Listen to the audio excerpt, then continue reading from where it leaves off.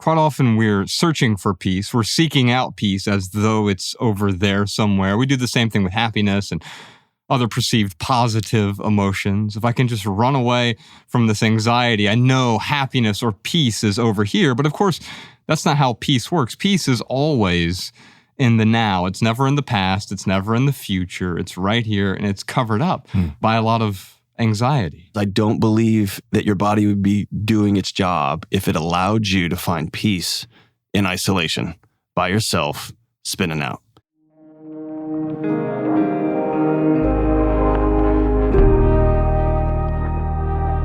Hello, everybody. Welcome to the Minimalist Podcast, where we discuss what it means to live a meaningful life with less. My name is Joshua Fields Milburn. I'm here with my good friend and co-host and star of the new movie, The Equalizer 4. Much love, everybody. TK Coleman is here. Of course, that laughing voice you hear in the background, that is Malabama. Hi, everybody. We got Danny Unknown here. Post-production, Peter's listening. Of course, Professor Sean's over there turning knobs. I think he's also turning the faders. You're supposed to move them up and down, Sean. Nicodemus is going to be joining us next week to tell us all about his experiences at Drowning Man, Burning Man.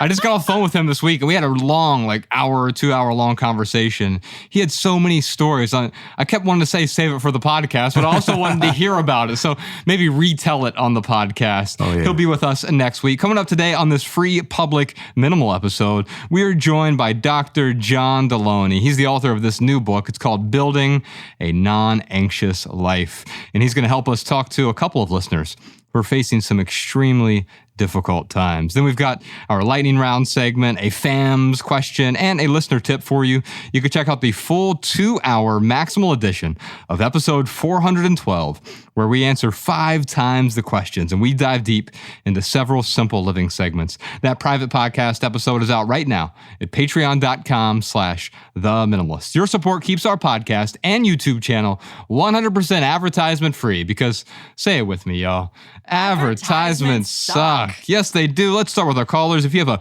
question or a comment for our show, you can give us a call, 406-219-7839, or email a voice recording to podcast@theminimalists.com. Our first question today is from Danielle. Hello, my name is Danielle. I'm from Salt Lake. I've been a subscriber to you since 2015, but I've been going through a hard growing pain over the last 4 years. I've simplified my life. I volunteer. I have an amazing job. But during these periods of relaxation, I feel frustrated and irritated, and I'm not sure why. I realized after years of playing this game with myself, I can't seem to truly sit and do nothing. And it hurts because I remember when I was younger, I could look at stars, water, smells of the sunscreen, and think how magical life was.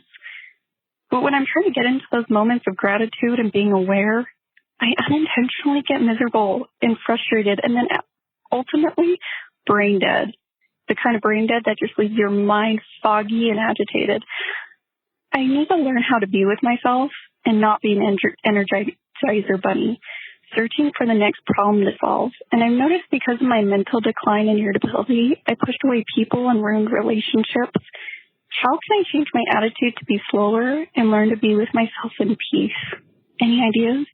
John, I want to start with you because quite often we're searching for peace. We're seeking out peace as though it's over there somewhere. We do the same thing with happiness and other perceived positive emotions. If I can just run away from this anxiety, I know happiness or peace is over here. But of course, that's not how peace works. Peace is always in the now. It's never in the past. It's never in the future. It's right here, and it's covered up by a lot of anxiety. Yeah, so man, my first thought with Danielle is I would love for her to be here and be still and receive a hug from everybody in this room. Because I don't believe that your body would be doing its job if it allowed you to find peace in isolation by yourself, spinning out. I think you can find that when your body knows I've got a tribe. I now am safe enough to spend time.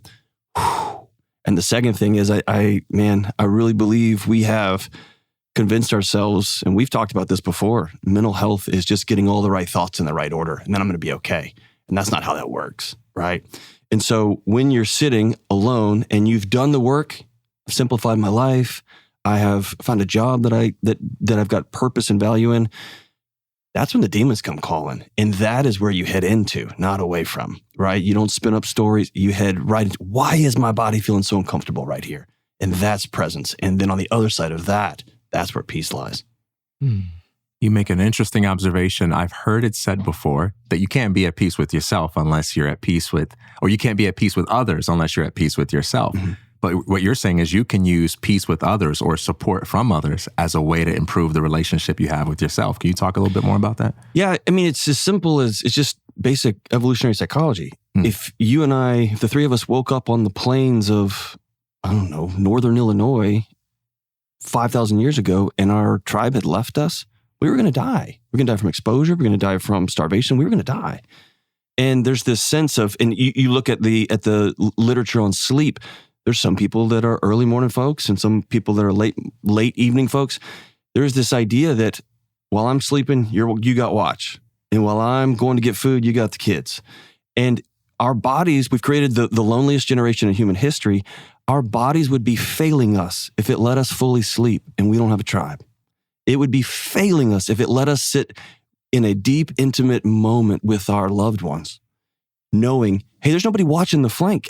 There's nobody getting food. There's nobody protecting the outside here.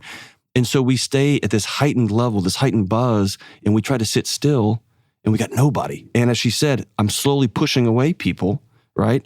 And really, when you're anxious, other people don't like being around a nuclear reactor, so they start to fade. And we like to hold ownership, like I'm pushing them away. People start to bail, right? And so you spin and you spin and you spin. Man, if you have people, and I'm not saying right with you, I think solitude is really important, but solitude is different than lonely. If you have people, I know I've got a family that I can call. I got my buddy Josh I can pick up the phone and call. Then your body can be at peace and do this hard work of what storm do I need to head into? And so sometimes when it feels like our mind or our body is attacking us, it's really trying to protect us. Dude, it is doing its job. It is doing its job. That's right. Man. You know, what's fascinating, though, is also understanding who you are. Because when I worked in the corporate world and I managed a bunch of people, I had a rather extroverted life, even though I'm really introverted. And now I've set up my life where I do spend 80 to 90% of my time alone. I spend more time alone than anyone else I know. However, it allows me to show up in those other times. And I think you hit the nail on the head here. It's also about having access. Yeah, I've got my friend who I can reach out to. I know I can reach out to TK if I need something, but I'm only going to break that glass in case of a real emergency. What goes wrong quite often is we're constantly breaking the glass. Oh, I need you. And that's not causing peace. That is causing it's almost amplifying the anxiety. Yeah, and I don't think introversion or extroversion honestly has anything to do with loneliness. I think it has everything to do with, do I have access? Do I have somebody here? And I love that you said that. Some people need a whole bunch of people so they can show up at home with their spouse fully present. They need that energy. And others, it's flipped. You can only figure that out, though, if you get rid of all the noise and all the clutter and all the nonsense, and then you figure out what's my body trying to tell me. And I'm like you, man, I love being on stages. I love running around. I like being surrounded by stuff. But I find I get my soul back when I've had intentional time in solitude. Yeah. And that is different from being forced to isolate from people that you love or withdrawing from a community as well. You can withdraw from a community and not have access to people anymore, and it begins to eat away at you. The same thing can also be true for the obverse side of that. You can be immersed in people but not feel like you're part of anything meaningful. You can be deathly lonely at a table surrounded by people who love you. And that, to me, that's America 101 right now. We are surrounded by people who love us and would show up if we had the courage to say, I need some help, right? Can you help me move? Can you help me? And that's the world, that's the world we've created. We think we're such a burden. Ultimately, Danielle doesn't believe she's worth sitting with. She doesn't like Danielle. And so when she gets quiet, she starts spinning up stories. man, we've created a world where I'm not gonna go next door and borrow a dozen eggs, borrow 2 eggs. I'm just gonna Instacart it. I'm not gonna ask, hey Josh, I know this is the worst. Can you help me move on Saturday? I'm just gonna hire somebody. I don't even have the money, so I'm just gonna put on a credit card. I'm gonna hire somebody because I don't want to bother you. I don't want to bother you. I don't want to bother you. And we are not bothering ourselves into these isolated little pods, and it's killing us. No, I imagine some people genuinely feel like they don't have that option. Mm-hmm. You know, maybe I don't want to bother you also can feel like I don't know you. Every time I walk past you, you never make any eye contact. I feel like a stranger in my town or whatever it may be. I'm afraid of rejection, or I've already been rejected when I've tried that. What would you say to someone who feels that way? Give somebody the gift of purpose. Let me have the opportunity to not show up. And if I don't show up, that says a lot about me, not you. Right? But give me, is there any greater gift than a purpose? The great Mike Rowe, the Dirty Jobs Mike Rowe, back during COVID, he was in Nashville with us, and he said something that has rattled through my chest cavity. He said, when we told 30 million Americans, you are important workers. We told you are essential workers. We told 300 plus other million Americans, you're not essential, just go home, we're going to mail you checks. And we went mad. As a culture, we went crazy because everyone said, you don't really matter that much. We don't need you. You're just superfluous. When everything's fine, you can come back out.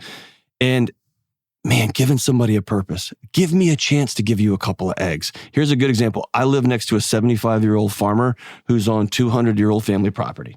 Okay. He's got a small little place that he mows it with his big tractor. My driveway washed out. We had a big crazy rain and I have a gravel driveway and it's really steep and it washed out. And he came up and he took his tractor and he graded it for me, which is an expensive thing to hire somebody out. I went to give him some cash and he said, your money's no good. I'm not taking your money. You're my neighbor. So my son and I went back and we collected a dozen eggs from our chickens. And my wife made him a homemade sourdough and some pickles that she had canned herself. We made a little basket and I took it to him. That's as close as I've seen a 75-year-old farmer crying. He put his stuff down. He gave me a big sweaty hug. And the time and the care was way more important than my money, right? And I thought, oh, that's what a neighbor is, man, in the 21st century. It's eggs and pickles and a loaf of bread. Wow. Yeah, you had that connection there that you can't make through a transaction. Now, you can be in a transactional situation. You can be with a cashier, but you can also still have a connection, but you have to go over and above the transaction itself. We have a question here from Ashley. Hi, my name is Ashley, and I'm calling from Middlebury. One of the main questions I have would be, how do you get out of the concentration camp in your head when the Department of Children and Families is involved and took one of your children while you still have partial custody of the other? And with their stipulations and guidelines and timelines and everything, it's just ruining my life. The whole case is absolutely a nightmare, and I'm having a very hard time living day to day. Any advice would be greatly appreciated. Any help, especially since one of the main stipulations to get one of my sons back, or my son back that I don't have custody of right now, is that I have to have an apartment when school starts. I have no clue how I'm doing that. I have a job where I work full time, but I don't make enough to save extra. So I live paycheck by paycheck. I don't have a vehicle. So if I'm not relying on my parents, then I'm walking. Any help would be appreciated. So John, are you telling me that I can call somewhere and they'll take my kids away? Because if so, can you give me the phone number? Joshua! Oh, man. That's wild. So sometimes I got to bring some levity into some really heavy situations here. I love my daughter. I was about to cry. It took me a second. I was like, usually that guy's got a soul, but man, it's gone. Well, this is the thing. I approach really difficult situations because I grew up in a really difficult home where they could have taken me. In fact, it was my biggest fear growing up, was being taken away, because my mom was an alcoholic. We had been evicted several times, and like it just wasn't a good situation. Poverty, food stamps, government assistance, and a lot of drug abuse, alcohol abuse in the home, and physical abuse when my father was still around. And so I understand these traumatized situations. One of the ways I dealt with it was adding some much needed levity. Always, yeah. And so when someone like Ashley calls into your show, the Dr. John Deloney Show, which you can check out, we'll put a link to it in the show notes as well. But what do you say to her? I think you start that conversation not with advice, but I'm with you. And I think often a great way to say I'm with you is by telling a joke, smiling, or saying grab a seat and let's figure this thing out, or saying, hey, me too, right? Those are some important ways to let somebody know, because this is somebody that has faced the world, and the world has continued to hit her and continue to hit her and continue to hit her, and given her a message over and over again of you can't. Mm-hmm. And it's easy to lob grenades of you should have and you have to and you could. But man, if you don't have a relationship with the person saying I think you can, you don't believe that, right? You don't believe that, because confidence, you can't manufacture confidence. You have to do, and your body becomes confident, right? So I'm going to sit with her and say, I love you, grab a seat, and I'll get the first 2 rounds. Let's figure this out. Over time, math doesn't change. Over time, reality doesn't change. You have to choose reality. Here's where you are. You're working a job and you can't pay your bills. You don't have a vehicle and you rely on your parents and you've got kids.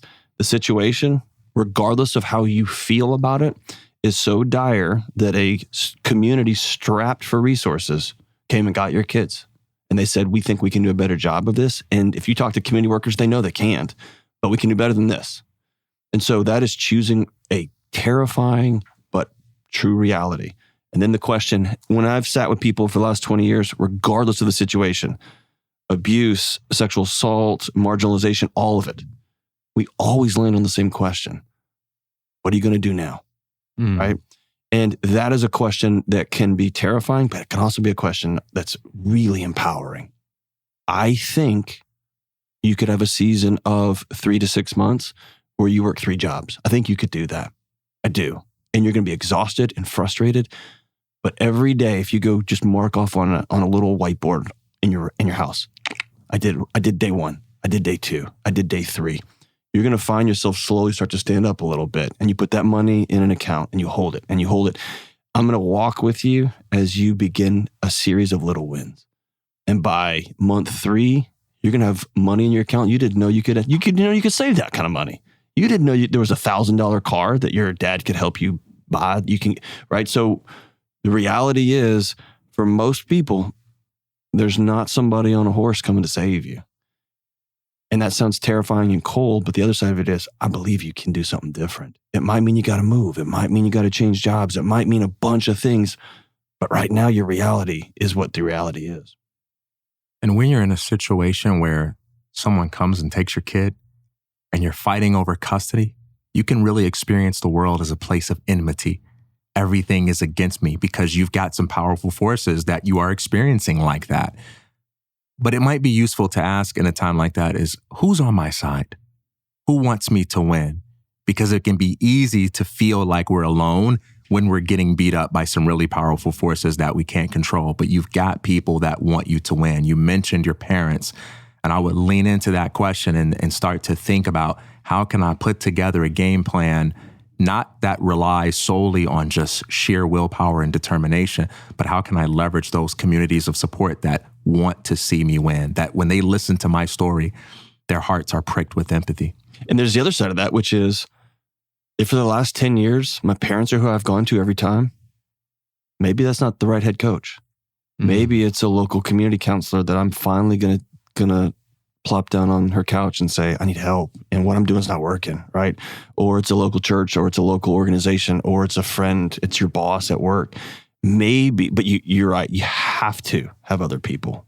Rarely is this a moment of willpower. You take my kids away, my ability to think rationally is over, right? And so you can only bring that back in relationship. And don't give up. You know, when you're in a position of urgency like this and you need a solution, it can be so disheartening when you go to someone for help and they're like, I'm sorry, I can't get you an apartment by the time school starts. There's a high likelihood that you won't get the solution you need as fast as you need it. But don't let that convince you to give up. Like, insist on becoming a part of communities. Insist on connecting with the people that can support you.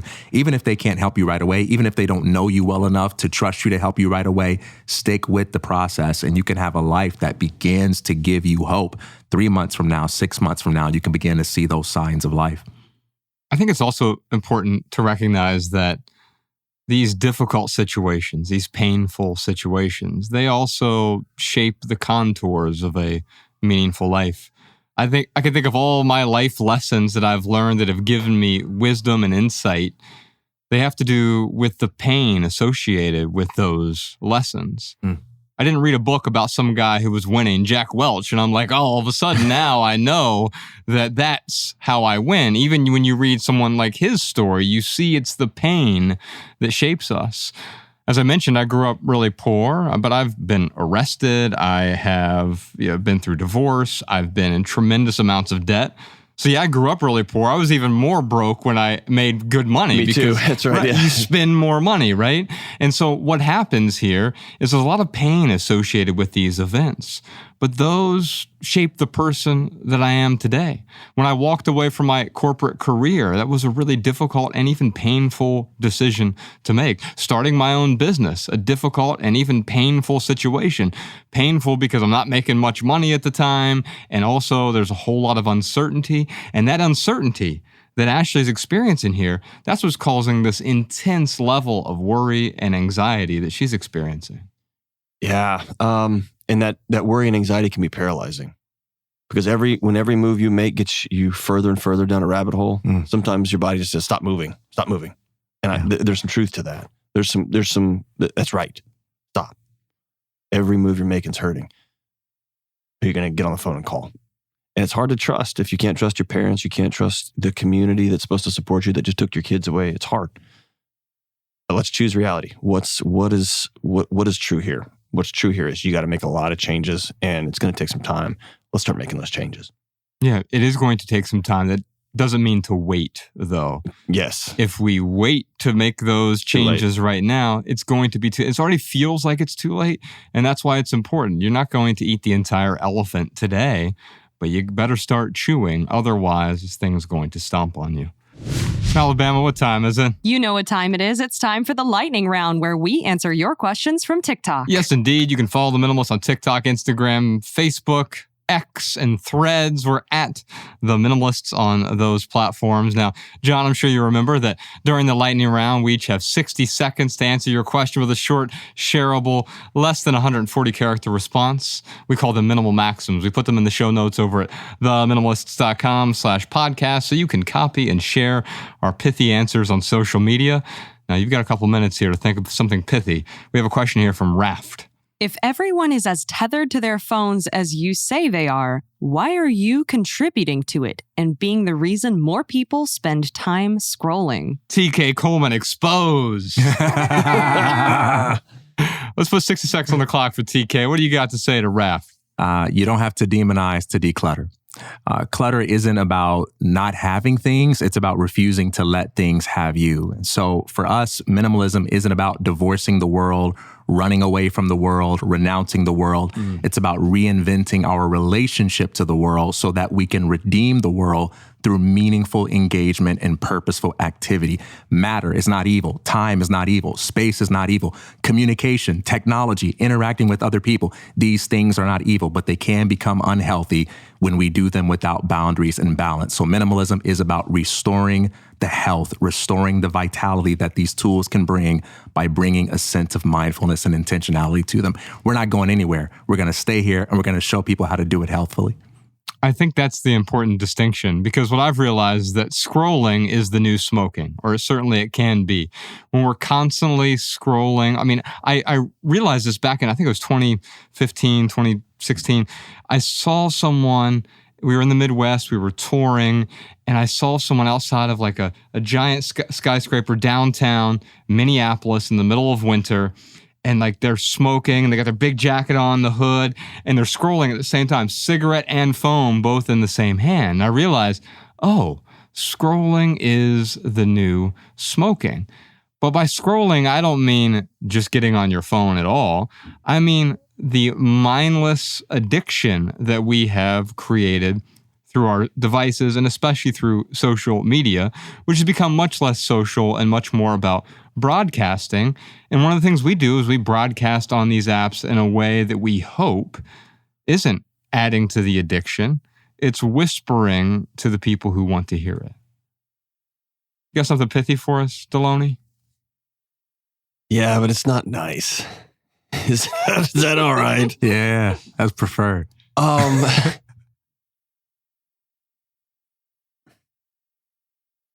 Stop blaming everybody else for everything. And it feels so good in this age of cynicism and sarcasm to say, oh yeah, well, if you say this, then you're doing this. Does that feel good? Does that feel good? Is that what you're looking for? Hope that felt good. Because the truth is, if everybody runs away, I'll tell this quick story. It's not pithy, but here's the story. I was working with a student and I got crossed with the university. The university said, this student's got to go. And I said, no. And they said, student's got to go. And I said, no, it's wrong. And I went and met with a spiritual mentor of mine. And I said, hey, here's what just happened. And the spiritual mentor said, hey, you're right to go. What's happening to the student is wrong. Your stand you're making is right. You're free to go. And I swelled up. That's what I'm talking about. And before I left, he said this very gently. He said, and never forget, if you walk out that door, they're all still here. That student's still here. The other students just like that student are here. And if everybody takes a stand and walks away, all that is left is those hurting people with nobody to whisper, I'm with you. And so sometimes the greatest act of rebellion is to go to the crowds, not away from them, and hold your arms like this and go, ha, ha, ha, I'm making my stand, is to say, no, I'm going to go into that crowd. It's probably going to get me killed. But I'm going to go into that crowd. I'm going to put my hands around people and say, I'm with you. I'm with you. I'm with you. So keep throwing your gotcha grenades that will serve you to a tiny little circle of insular loneliness. I'm heading to the crowds, man, and it's not gonna be good for me or my family. But that's where we can help. Let's answer another question from our Patreon Zoom call, the most recent one we had, in a moment. But first, real quick for right here, right now, here's one thing that's going on in the life of the Minimalists. Actually, two things. We're doing a tour stop with Julio Vincent Gambuto, Alabama. Maybe you can tell me a bit about this. She's handing me the book right here. He's got this book coming out. Here in LA, he's doing a tour stop, and then TK and I, and probably, well, maybe Nicodemus will be here for that as well. It's on October 5th. It's free to come to, but you have to RSVP. I love the title, Please Unsubscribe. Thanks. And how to take back our time, attention, and purpose in a world designed to bury us in BS. And that's where we are right now. We are in a world, this is actually a great follow-up to Raph's question there. Like, we're in a world that's designed to bury us, to bury us in entertainment. And to almost infantilize us. We do that now with kids. Here's your screen, leave me alone. But we're doing that to ourselves. Here's your screen, leave me alone. Here's my screen, leave me alone. And it's no wonder we feel so busy, so overwhelmed, so isolated, so anxious. We've got these anxiety-producing machines in our pockets that are constantly searching for our attention. So on October 5th in Los Angeles, details in the show notes over at theminimalists.com/podcast. You can find them there. We'll be doing a live event with him, little Q&A, so you can show up if you'd like. Also, speaking of live events, we're going to bring back Sunday Symposium for one Sunday only when Nicodemus is in town in October. Details coming on that real soon. Sunday Symposium, one of our favorite things that we do. We bring a community together. We were doing it once a month for a while. And now that Nicodemus is gone, we're bringing him back here, and we're going to do a Sunday Symposium event noon on a Sunday in October. Would love for y'all to join us. Stay tuned for details. Make sure you're on our email list over at theminimalists.com.